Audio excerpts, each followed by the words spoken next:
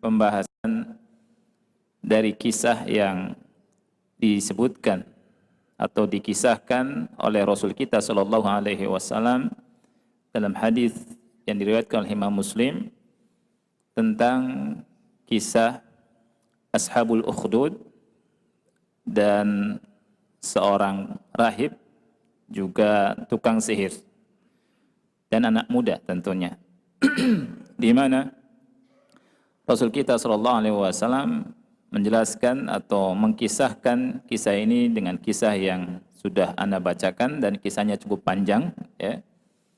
Di mana ada seorang raja yang punya tukang sihir. Tukang sihir ini sudah tua, bukannya malah bertobat, dia malah mencari murid, regenerasi. Dia untuk supaya bisa mengajarkan sihirnya. Ya.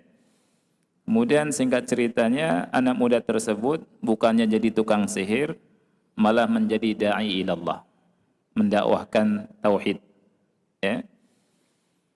Dan anak muda tersebut bisa mengobati berbagai macam penyakit. Dan ini merupakan karomah dari Allah Subhanahu wa taala. Sampai anak muda tersebut mengobati jalisnya raja, artinya kawannya raja atau teman duduknya raja lah ya, atau menteri lah. Kemudian didakwahi dengan dakwah tauhid dan dia pun beriman. Kemudian dari situ raja tahu bahwa ada yang berdakwah dengan dakwah tauhid, tapi raja tadi tidak tahu kalau anak muda tadi itu bukan akibat sihirnya, tapi akibat dia berdakwah dengan dakwah tauhid dan Allah kasih karomah sehingga sahabat raja tadi sembuh dari butanya. Kemudian singkat ceritanya disiksa dengan rahib juga, digergaji ya sampai dibelah dua. Kemudian raja mencoba untuk membunuh anak muda tadi kalau tidak keluar dari agama yang hak ini. Kemudian berusaha untuk membunuh anak muda ini tidak berhasil. Sampai singkatnya anak muda tadi berkata bahwa engkau tidak akan bisa membunuhku kecuali kalau kau mengikuti perintahku. Apa perintahnya?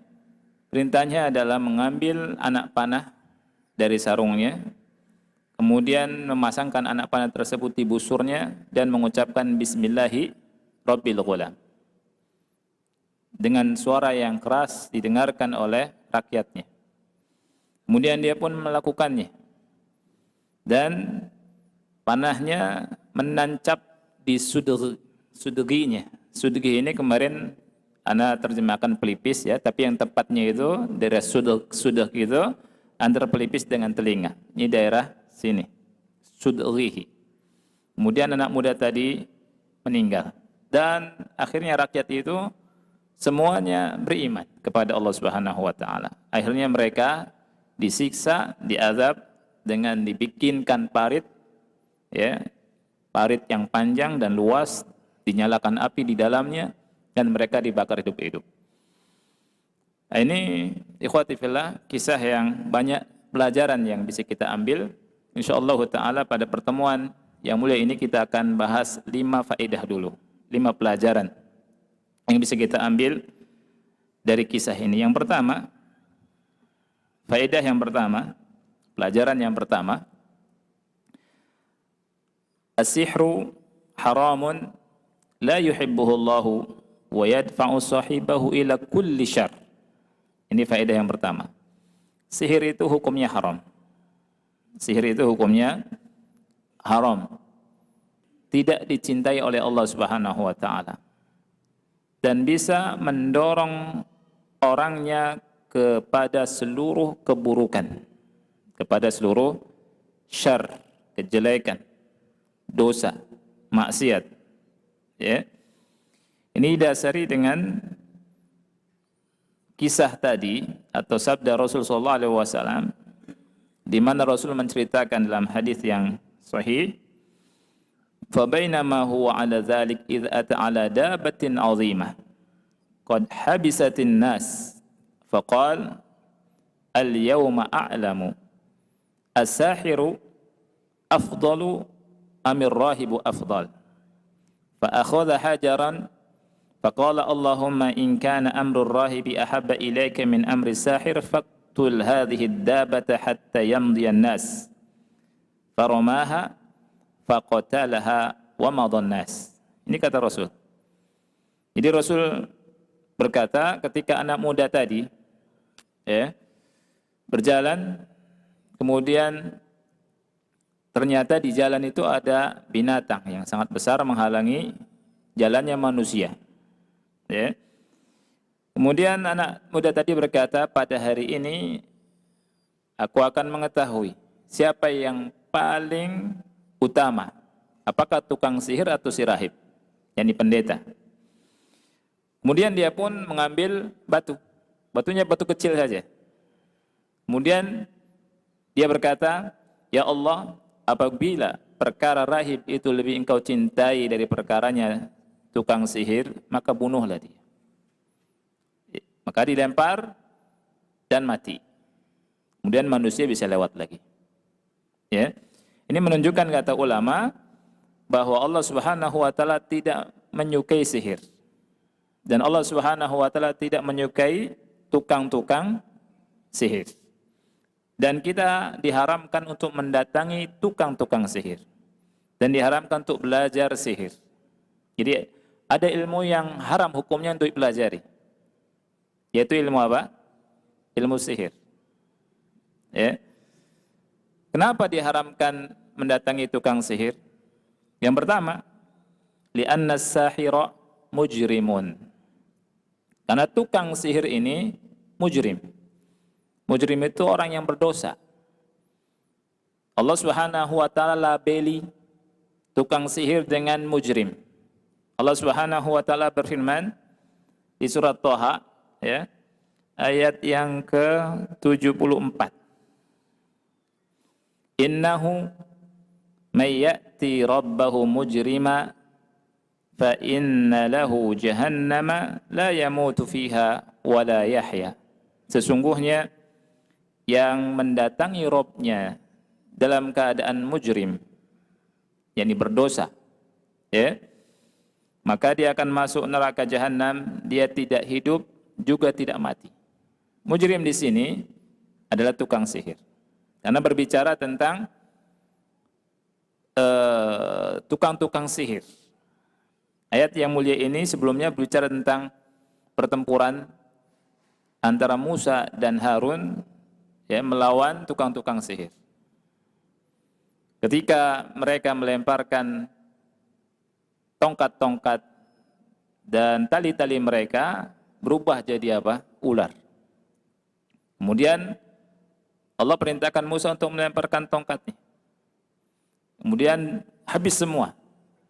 Dilahap sama ular dari tongkatnya Musa. Dan kenyataan. Bukan khayalan. Adapun tongkat-tongkatnya tukang sihir dan tali-talinya tukang sihirnya khayalan.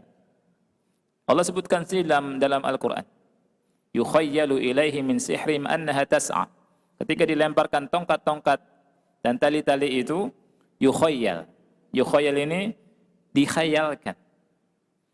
Seakan-akan jadi berubah tuh. Jadi ular, jadi tongkat-tongkat itu jadi ular. Beda ketika Allah Subhanahu wa taala berbicara tentang tongkatnya Nabi Musa yang berubah jadi ular-ular beneran. Jadi Allah Subhanahu wa taala berkata tentang tongkatnya Nabi Musa di surat Thaha, fa idza hiya hayyatun tas'a. Fa idza hiyanya kembali ke tongkat, berubah menjadi ular. Ular beneran, bukan yukhayyal kalimatnya.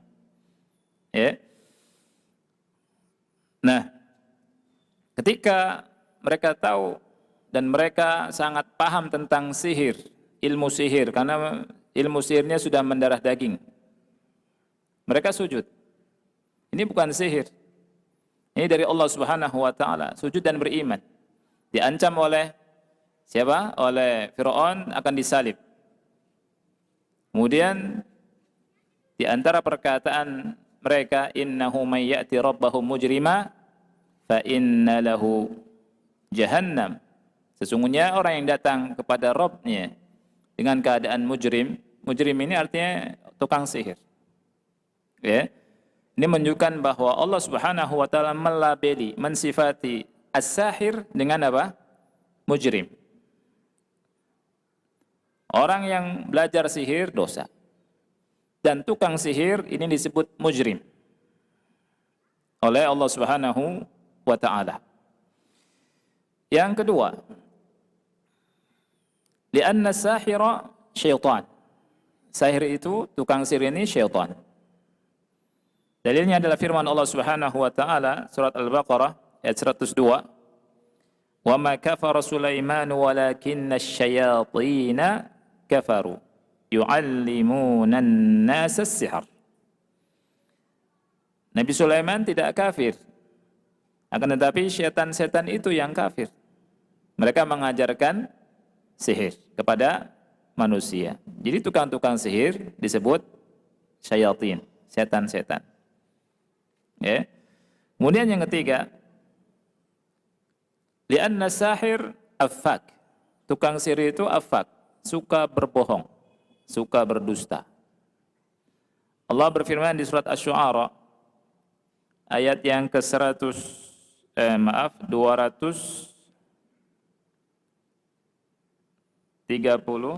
sebentar. Ana sudah positif ya. 221 Allah berfirman, "Qul hal unabbi'ukum ala man tanazzalu syayatin tanazzalu ala kulli affakin athim." Apakah mau aku beritakan kepada kalian kepada siapa setan-setan itu turun? Tanazzalu ala kulli affakin athim. Setan-setan itu turun kepada setiap affak. Affak ini orang yang banyak berdusta. Ya. Dan tukang sihir disebut affak. Affak athim. Banyak bohong dan berdosa. Kemudian kenapa kita tidak boleh mendatangi tukang sihir? Karena tukang sihir ini la yuflihu abada. Tidak akan pernah beruntung selamanya. Dan tidak akan pernah menang selamanya. Allah berfirman dalam surat Thaha, "Wala yuflihus sahiru haitsu ata." Tukang sihir selamanya tidak akan pernah beruntung. Jadi ngapain kita datang kepada tukang sihir? Selain haram, kita harus tahu bahwa tukang sihir itu tidak akan pernah beruntung. Kemudian yang kelima, as-sahir la khalaqa lahu fil akhirah. Jadi tukang sihir itu tidak akan mendapatkan bagian di akhirat. Allah berfirman dalam surat Al-Baqarah ayat 102, "Wa laqad alimu laman ishtarahu ma lahu fil akhirati min khalaq." Mereka telah tahu orang yang belajar sihir dan menggunakan sihir itu tidak akan apa? Tidak akan mendapatkan bagian di akhirat, bagian kebaikan. Ya. Mereka ditunggu dengan azab. Wal-'iyadzu billah. Dan dalam Islam, ikhwati fillah, tukang sihir itu hadnya, tahu had, hukumannya adalah dorbatun bisayf. Dorbatun bisayf artinya dipenggal dengan pedang. Ya. Dan ini perkataannya Umar bin Khattab radhiyallahu an. Umar bin Khattab pernah berkata, "Aniktulu kulla sahirin wa sahirah." Hendaknya kalian membunuh setiap tukang sihir, baik laki-laki atau wanita atau perempuan. Kemudian Jundub radhiyallahu pernah berkata, "Haddus sahir darbatun bisayf." Hukumannya tukang sihir dipenggal dengan pedang. Kemudian Hafsah juga pernah disihir oleh seorang wanita, kemudian wanita itu dibunuh yang menyihirnya ya. Imam Malik rahimahullah pernah berkata, "As-sahirul ladzi ya'malu sihr ara an yuqtal." Tukang sihir yang melakukan sihir, pendapat aku adalah dia hendaknya dibunuh. hukumannya bunuh. Kemudian Ibnu Hajar rahimahullah pernah berkata, hukmus sahiri hukmus zindik. Hukumnya tukang sihir itu sama seperti hukumnya zindik. Fala tuqbalu taubatuhu. Taubatnya tidak diterima. Wa yuqtalu haddan idza thabata alaihi dzalik. Dan hukumannya adalah dibunuh kalau sabat. Kalau sabat itu pastilah dipastikan bahwa dia itu tukang sihir dan melakukan sihir. Ya. Dan jangan dimaknai asal bunuh saja, enggak boleh juga. Ya. Tapi harus betul-betul yakin ya itu tukang sihir. Kemudian juga tidak sembarangan membunuhnya. Artinya orang awam bunuh, setiap orang bisa bunuh, tidak juga. Dikembalikan kepada hakim. Ya. Ilat sihir mengobati orang dari terkena sihir itu ada dua. Yang pertama dibolehkan, yang kedua diharamkan. Yang dibolehkan adalah dengan kata ulama, kalau terkena sihir, maka cara mengobatinya adalah memperkuat diri dengan akidah yang benar, akidah yang lurus, kemudian dengan iman yang benar, kemudian dengan Quran, kemudian dengan ruqyah syar'iyyah dan doa, dengan ruqyah syar'iyyah dan doa. Cara yang diharamkan adalah mencari tukang sihir untuk melepaskan sihir. Jadi apabila ada seseorang kena sihir, saya cari tukang sihir, gitu ya, untuk lawan sihir. Ini tidak diperkenankan dan hukumnya haram ya. Ikhwati fillah rahimani wa rahimakumullah, ini yang pertama. Jadi faedah yang pertama, sihir dalam Islam hukumnya haram. Ya. Dan dari sini kita tahu bahwa sihir ini biasa dilakukan oleh orang-orang besar ya. Sejak zaman dulu, para raja, para pemimpin ya, itu pakai sihir. Orang yang enggak punya iman. Ya. Dan sampai sekarang ada. Dan kita harus tahu hukumnya, bahwa sihir itu hukumnya apa? Haram. Ya. Yang kedua, faedah yang bisa kita ambil, annal iman yuhibbuhu Allahu wa huwa sababu likulli khair. Iman itu dicinta oleh Allah dan ia merupakan sebab bagi setiap kebaikan. Sebab dari setiap kebaikan. Dalilnya tadi, anak muda itu berkata, Allahumma in kana amrul rahib ahabba ilaika min amri sahir faqtul hadhihi ad-dabah. Ya Allah, kalau perkaranya si rahib, artinya beriman kepada Allah. Perkaranya si rahib ini artinya beriman kepada Allah. Lebih engkau cintai daripada perkaranya tukang sihir. Perkara tukang sihir kebalikannya, menyekutukan Allah Subhanahu wa taala, berbuat kezaliman dan seterusnya. Seandainya perkara si rahib lebih engkau cintai dari tukang sihir, maka matikan, bunuhlah binatang yang besar ini. Kemudian dilempar pakai batu kecil dan mati. Dan ini menunjukkan ikhwati fillah bahwa Allah mencintai keimanan. Kemudian keimanan itu bisa mendorong orang, membawa orang dan menjadikan orang tersebut ya melakukan hal-hal yang baik. Anak muda tadi ikhwani fillah melakukan hal yang baik. Yang pertama, dia bukakan jalan. Ya. Jalan itu terhalangi oleh binatang besar, dibukakan supaya manusia bisa jalan. Dia katakan hatta yamdiyan nas. Subhanallah. Tidak ada orang yang beriman ikhwani fillah mau mencelakakan orang lain, tidak ada. Makanya tidak mungkin orang yang beriman itu melakukan tindakan terorisme. Ya, tidak ada. Orang yang beriman betul-betul memperhatikan kebaikan ini. Lihat anak muda tadi, ketika ada gangguan di jalan, dibukakan. Oleh karena itu enggak mungkin mengganggu manusia di jalan, apalagi membunuh orang, apalagi ngebom. mengatasnamakan jihad. Tidak ada. Ya. Rasulullah SAW mengatakan bahwa bagian daripada iman adalah apa? Imatatul adza anit thariq. Menyingkirkan gangguan dari jalan. Nah, itu. Ini cabang keimanan. Ya. Dan subhanallah ikhwati fillah, kita baca berita mengerikan sekali. Ada sebagian orang masang paku di jalan. Ya kan? Ketika motor lewat banyak kempes. Yang lebih parah lagi kalau masang paku di tempat tol, di jalan tol maksud ana. Buat mobil yang lagi kencang. Ya, bisa mencelakakan orang. Atau sebagiannya masang paku di daun-daun atau di jeruk. Orang nyangkanya jeruk nih, biasanya orang iseng terabas, nggak taunya banyak kempes. Kalau kencang celaka. Kan gitu. Ini haram ini hukumnya. Orang Islam akan melakukan demikian. Orang Islam, orang mukmin tahu ini nggak boleh. Bahkan kalau ada gangguan itu disingkirkan.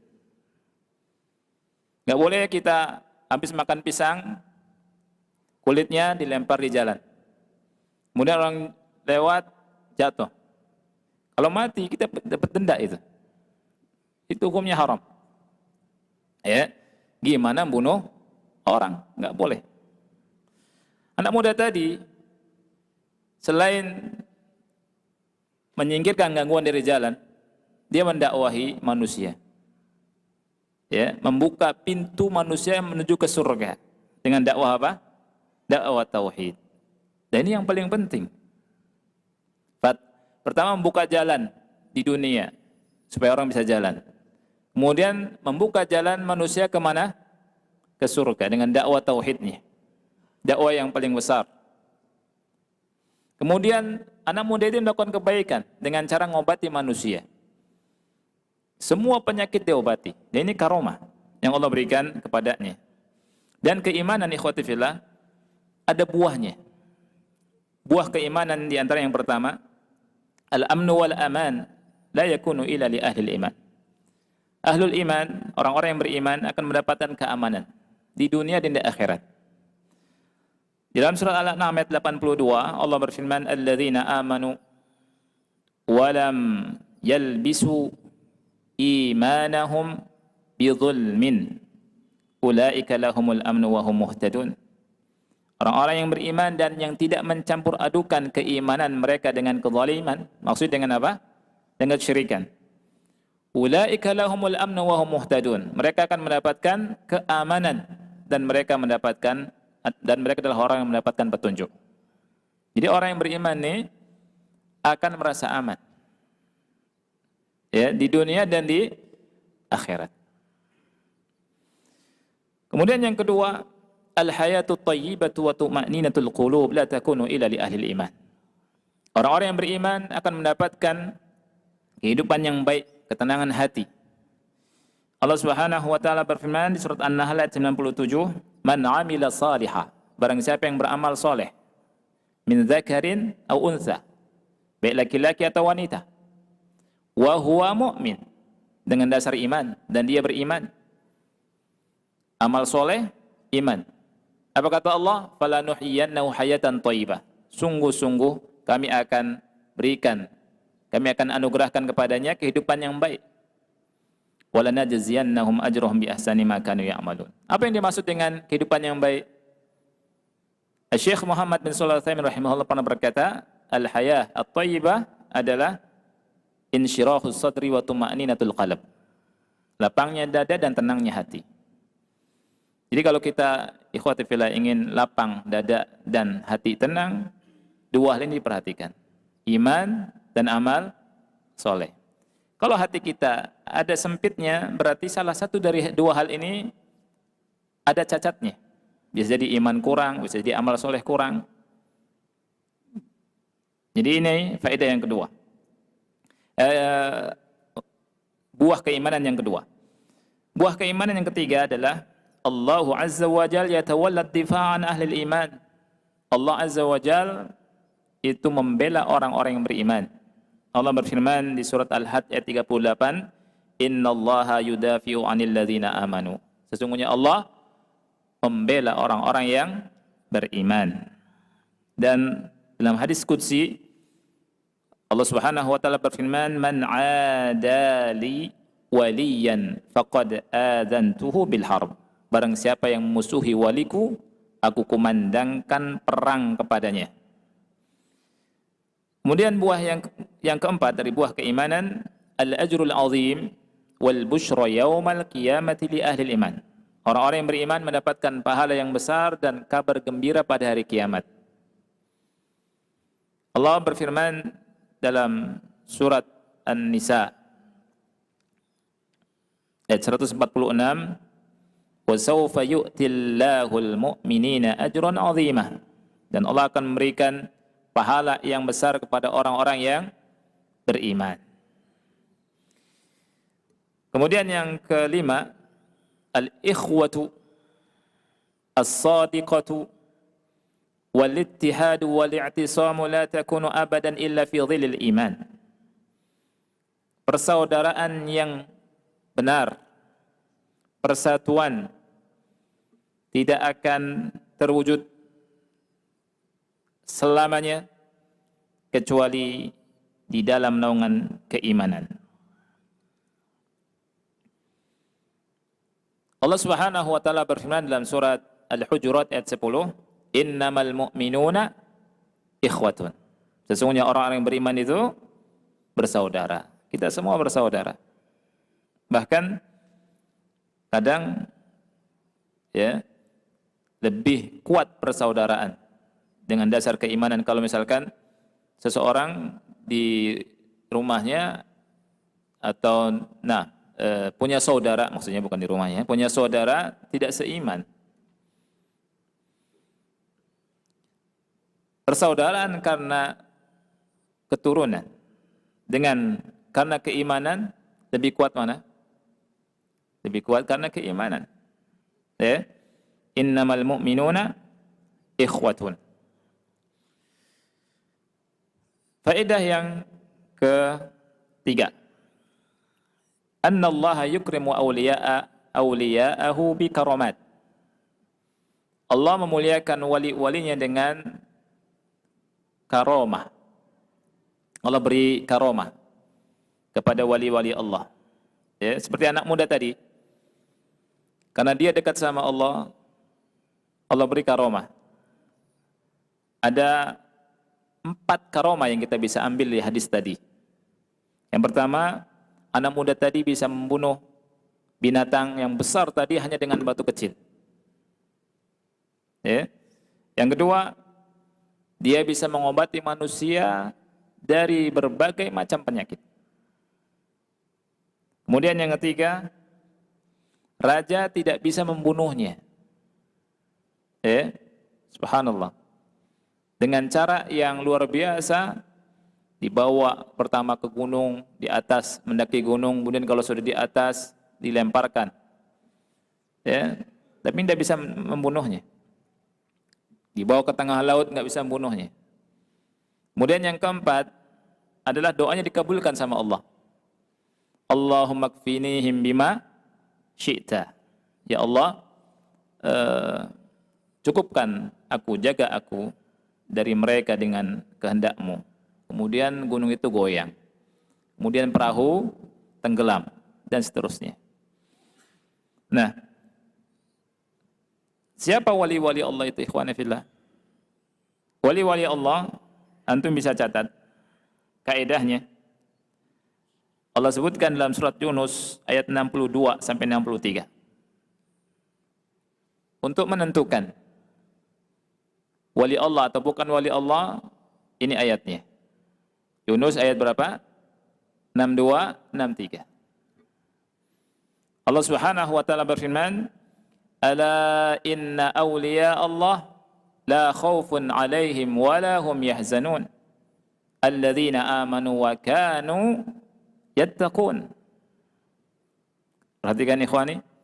Ala inna awliya Allah, ketahuilah wali-wali Allah itu la khaufun 'alaihim wa la hum yahzanun. Mereka tidak ada rasa takut dan tidak ada bersedih hati mereka itu. Ini ayat ditafsirkan dengan ayat selanjutnya, ayat 63-nya. Alladzina amanu wa kanu yattaqun. Wali-wali Allah itu adalah orang-orang yang beriman dan orang yang bertakwa. Oleh karena itu Ibnu Taimiyah rahimahullah berkata, "Man kana mu'minan taqiyan kana lillahi waliyan." Man kana mu'minan taqiyan kana lillahi waliyan. Orang yang beriman dan bertakwa, dia adalah wali Allah. Ini tidak boleh dibatasi wali Allah itu. Apakah cukup anaknya kiai saja, atau fulan atau alan, atau yang pakai udeng-udeng saja misalkan. Tidak ada. Dari ayat yang mulia ini kita mengetahui bahwa semua orang-orang beriman dan bertakwa wali Allah Subhanahu wa taala sesuai dengan tingkatnya keimanan dan ketakwaan mereka. Tidak boleh kita tafsirkan seenak sendiri, wali Allah itu fulan, yang lainnya bukan wali misalkan. Tidak. Ya. Allah katakan alladzina amanu wa kanu yattaqun. Ya, sekarang ini aneh ikhwan fillah. Orang gila disebut wali Allah. Ya. Ini dari mana? Tidak ada dasarnya. Wali Allah adalah alladzina amanu wa kanu yattaqun. Jadi kita ketika baca Al-Quran dan baca hadis-hadis Nabi SAW harus kita yakini supaya tidak salah. Saya Abu Islam, ikhwani fillah, waktu membahas tentang Dajjal, seandainya Dajjal muncul sekarang, banyak orang yang percaya kepada Dajjal itu. Karena apa? Karena manusia jahil, nggak punya kaidah. Dajjal akhi datang, ya, semua daerah dia bisa lalui dengan sangat cepat. Didatangi semua daerah di atas muka bumi ini kecuali Mekah dan Madinah. Dajjal bisa menurunkan hujan, akhi. Dajjal bisa menumbuhkan tumbuh-tumbuhan, tanah yang tadi jadi subur. Bisa menghidupkan orang mati. Dajjal ketika masuk ke sebuah negeri, negeri itu beriman sama Dajjal, subur negerinya itu. Binatang-binatang peternak susunya keluar semua. Masuk ke sebuah negeri, daerah tersebut tidak beriman sama Dajjal, apa yang terjadi? Paceklik itu negeri itu. Ya. Kalau Dajjal muncul sekarang, orang-orang yang ahli ekonomi ikut Dajjal aja deh.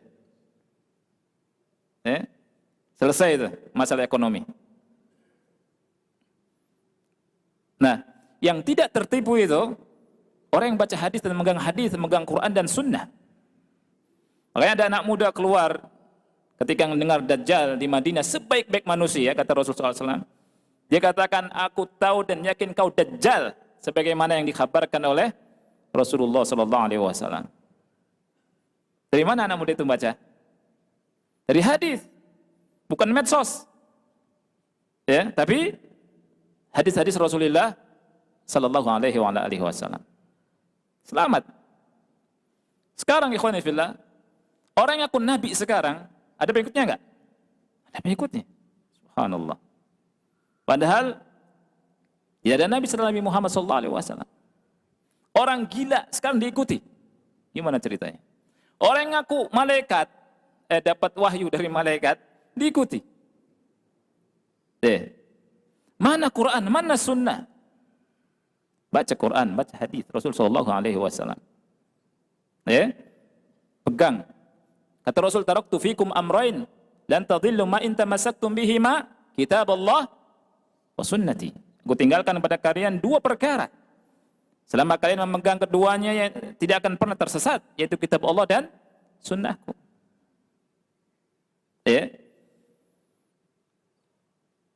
Imam Syafi'i dan yang lainnya pernah berkata ya tentang orang yang punya keanehan, ya, bisa ngobati dan seterusnya. Dia bilang, idza ra'aitumur rajula yatiru fil hawa aw yamshi 'alal ma' fala taktaru bihi hatta tu'ridu amrahu 'alal kitabi was sunnah. Kalau kalian melihat orang bisa terbang di udara, bisa berjalan di atas air, La taktarru bihi, jangan kalian tertipu. Hatta tu'ridu amrahu 'alal kitabi was sunnah, sehingga kalian cocokkan perkaranya dengan Quran dan sunnah. Ini kata siapa? Imam Syafi'i. Sekarang orang, oh itu wali itu. Kenapa? Bisa ngobatin, itu aja selesai. Bisa ngobatin, kemudian baca dia kulhu sedikit, baca ayat kursi, kemudian mantra-mantranya yang lain enggak disebutkan. Man kana, kata Ibnu Taimiyah, man kana mu'minan taqiyan kana lillahi waliyan.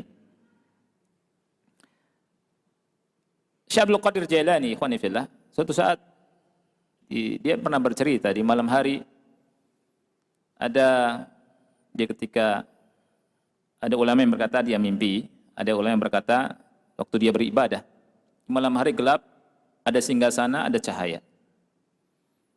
Cahaya itu berkata, ya Abdul Qadir, ana rabbuk. Antum lihat, bayangkan. Wahai Abdul Qadir, aku adalah Tuhanmu. Laqad ahlaltu laka ma haramtu ala ghairik. Wahai Abdul Qadir, aku halalkan untukmu semua hal yang aku haramkan untuk selainmu. Apa kata Abdul Qadir? Ikhsa' ya aduwallah. Terhinalah wahai musuh Allah, menyingkirlah.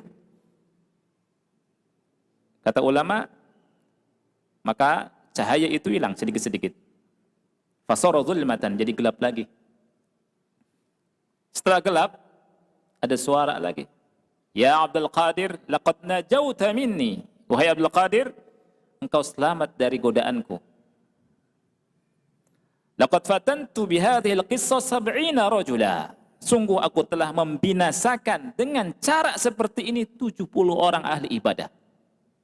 Coba bayangkan, akhi.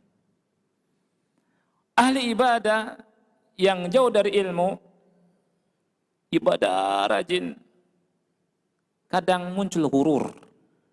Tahu gurur? Kesombongan di hatinya, oh saya lebih baik daripada yang lain. Karena tanpa ilmu. Makanya hati-hati, sholat malam, kemudian di pagi hari menyangka yang lain yang tidur nggak lebih baik dari dia, ini bisa menggugurkan sholatnya. Dan setan masuk dari sini. Makanya setan datang kepada mereka mengatakan, saya Rabbmu, saya angkat kau jadi wali. Gitu kan? Saya angkat kau jadi wali. Jadilah dia merasa gurur, oh anak wali ini. Tadi setan tadi berkata ke Abdul Qadir, laqad fatantu bihadhil qissah 70 rajula. Aku telah uji dan binasakan 70 orang ahli ibadah dengan cara seperti ini. Ya. Kemudian ketika Syekh Abdul Qadir Jailani ditanya, bagaimana kau tahu dia adalah musuh Allah, bukan Tuhan, bukan Allah? Syekh Abdul Qadir berkata, dengan perkataan dia, saya Rabbmu. Ya. Dan di antara jawabannya juga dengan perkataan dia mengatakan bahwa aku halalkan segala sesuatu yang aku haramkan untuk selainmu.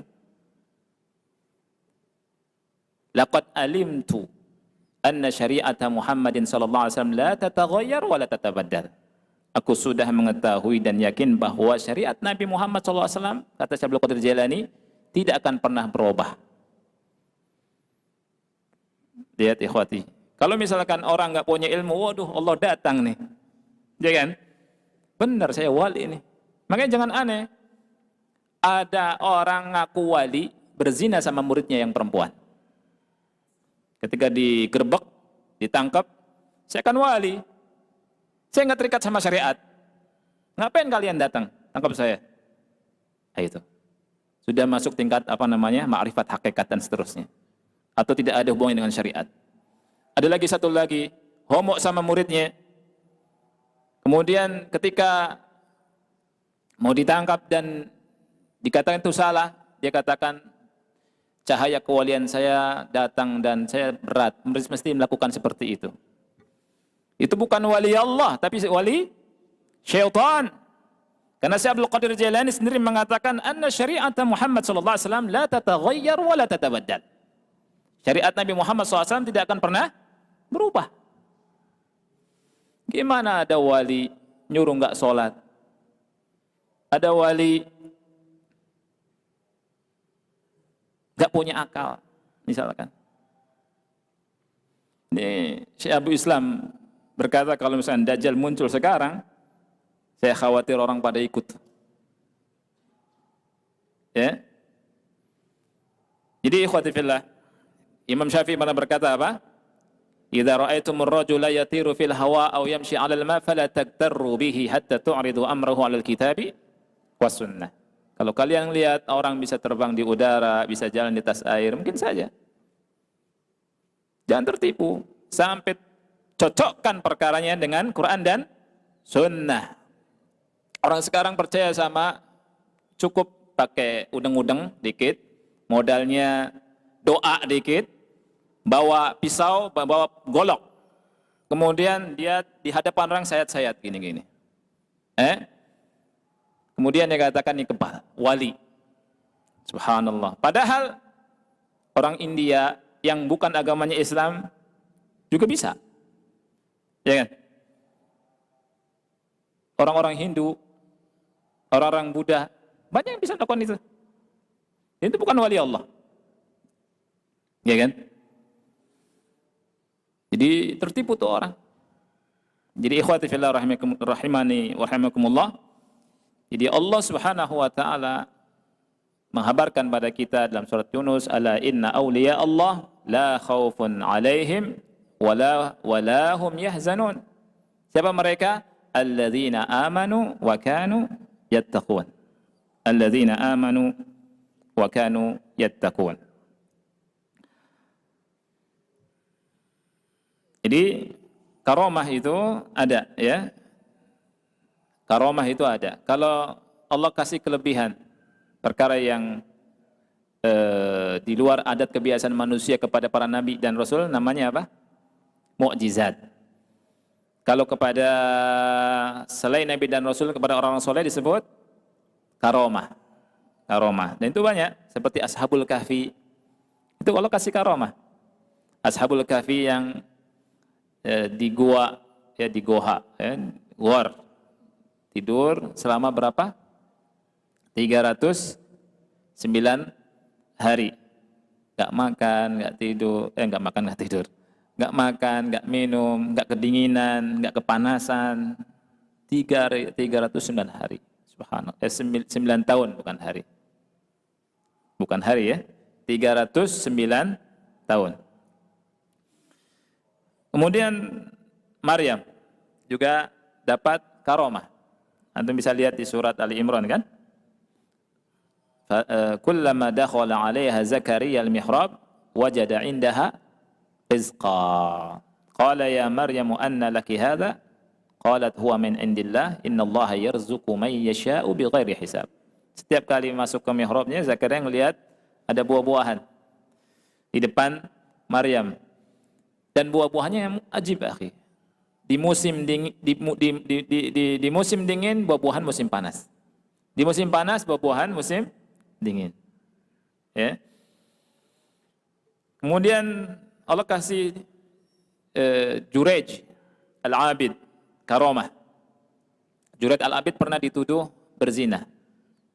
Ya, ada seorang wanita nuduh berzina sama Jurej Al-Abid, kemudian lahir bayinya, ya. Kemudian nuduh, kemudian kata Jurej, aina sabi, mana anaknya?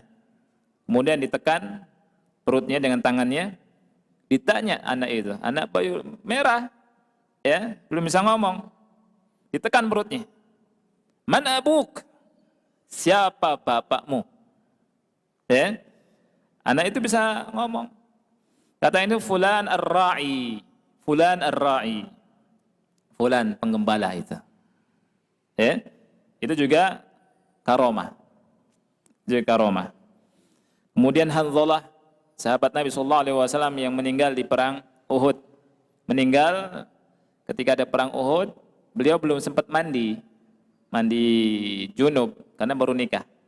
Ya. Perang, meninggal, kemudian apa yang terjadi, ikhwan fillah? Beliau meninggal, mati syahid, dan dimandikan oleh para malaikat dan dilihat oleh Rasulullah SAW. Dan ada airnya, subhanallah. Ini karomah juga. Ya. Kemudian Bilal ya juga punya karomah. Dia mendengarkan Rasulullah SAW mendengar dua sandalnya di mana? Di surga. Ya. Kemudian Sa'ad bin Mu'adz punya karomah ketika beliau meninggal, arsy-Nya Allah Ar-Rahman bergetar. Subhanallah.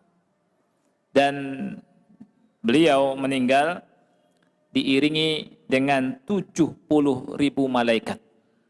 Meninggalnya siapa? Sa'ad bin Mu'adz. Ya. Dan Sa'ad bin Zaid juga punya karomah. Ketika pernah dituduh oleh seorang wanita ini nuduh Sa'ad bin Zaid bahwa Sa'ad bin Zaid menggosok tanahnya. Dia gosok tanahnya, kemudian Sa'ad bin Zaid berdoa. Kata Sa'ad bin Zaid, Allahumma in kanat kadhibah fa'ammi basaraha. Ya Allah, kalau wanita ini berdusta maka butakan matanya. Waqtulha fi ardiha. Matikan dia di buminya. Kemudian fama matat hatta dhahaba basruha. Tidaklah dia meninggal melainkan buta dulu matanya. Kemudian jalan meninggal di sebuah tempat dekat rumahnya, ya, karena masuk lubang. Ini karomah juga. Ya, dan masih banyak lagi. Karomahnya orang-orang yang soleh, ya. Baik, dan itu namanya karomah. Ikhwati fillah rahimanikumullah, sudah kita dengar azan ya. Insyaallah karena masih banyak ada 10 faedah, kita akan bahas sedikit-sedikit insyaallah taala. Mudah-mudahan manfaat. Anda kira pada pertemuan di malam hari ini Anda cukupkan sampai sini. Mudah-mudahan manfaat. Wassallallahu ala nabiyyina Muhammad wa ala alihi wa sahbihi wa barak wa salam. Wassalamualaikum warahmatullahi wabarakatuh.